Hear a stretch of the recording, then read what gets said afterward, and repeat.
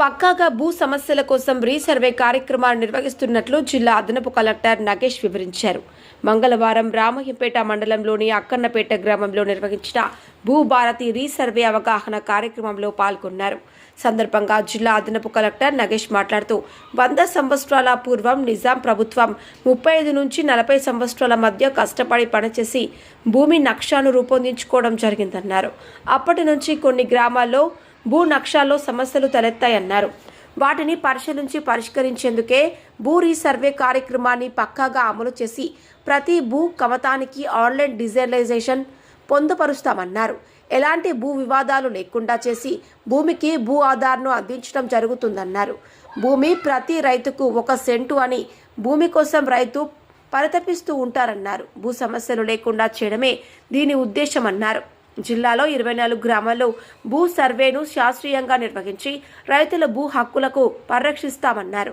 భూ రీసర్వే అనంతరం విదేశాల్లో ఉన్న వాళ్ళు సైతం పక్కాగా వారి భూమిని పరిశీలించుకోవచ్చునని తెలిపారు. కార్యక్రమంలో Medak RDO Ramadevi, LD land survey Kishan, DPRO Ramachandraraju, tahsildar Rajani, MPDO, గ్రామ సర్పంచ్ యాదగిరి, ఉప సర్పంచ్ ప్రసాద్, రైతులు తదితరులు పాల్గొన్నారు. దృశ్యం న్యూస్ ప్రతినిధి సిల్వర్ రాజేష్, మెదక్ జిల్లా.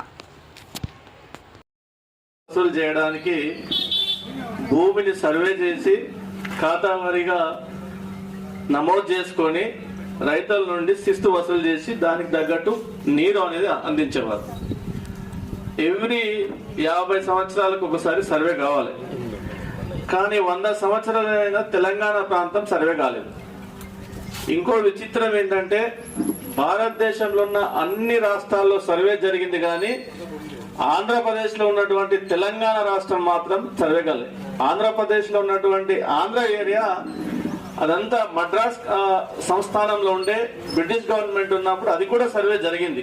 కానీ తెలంగాణ ప్రాంతం ఏదైతే నిజాం ఏరియాలో ఉందో, నిజాం ఆధీనంలో ఉన్న ఏరియా మాత్రం సర్వే కాలేదు. మనద నుంచి విడిపోయినటువంటి మరి నాందేడ్ మహారాష్ట్రలో కలిసినప్పుడు అక్కడ సర్వే అయింది. బీదర్లో మన కర్ణాటకలో బీదర్ కలిసినప్పుడు అది కూడా అక్కడ సర్వే అయింది.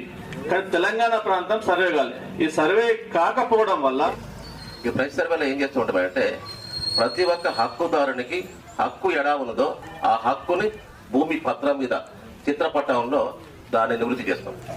అంటే నీ భూమి ఈ పటం మీద భూమి ఎట్లుంటుందో భూమి కూడా అలాగే ఉంటుంది. అంటే పొజిషన్ ఉంటుంది అన్నట్టు. అంటే రిప్లికా అంటే ఇక్కడ మొత్తం ప్రతిబింబిస్తున్నట్టు. భూమిని పొలం ఎట్లుంది ఆ పొలం అన్నది చిత్రపటం చూసినట్టయితే ప్రతిబింబించాలి. దాని ప్రకారంగా హక్కుదారులకు మాత్రం ఉంటుంది. ఇప్పుడు మీరు చెప్పే మొత్తం హక్కులలో కొన్ని భిన్నమైన వ్యత్యాసాలు ఉన్నవి, కొన్ని వివాదాలు ఉన్నవి. ఆ వివాదాలకు కూడా పరిష్కారం దొరికే మార్గం ఉంది ఈ సర్వేలో. ఎందుకంటే తన హక్కును తాను నిర్ధారించుకునే సమయంలో మనకు భూభారత చట్టం ఉంది, అంతకుముందు రికార్డ్ ఆఫ్ రైట్స్ హక్కుల చట్టం ఉంది, భూమి పట్టాదారు పాస్బుక్లు మరియు హక్కుల చట్టం ఉంది. దాని క్రమంలోనే ధరణి చట్టం వచ్చింది. ధరణి చట్టం తర్వాత భూభారత చట్టం 2025 వచ్చింది మనకు.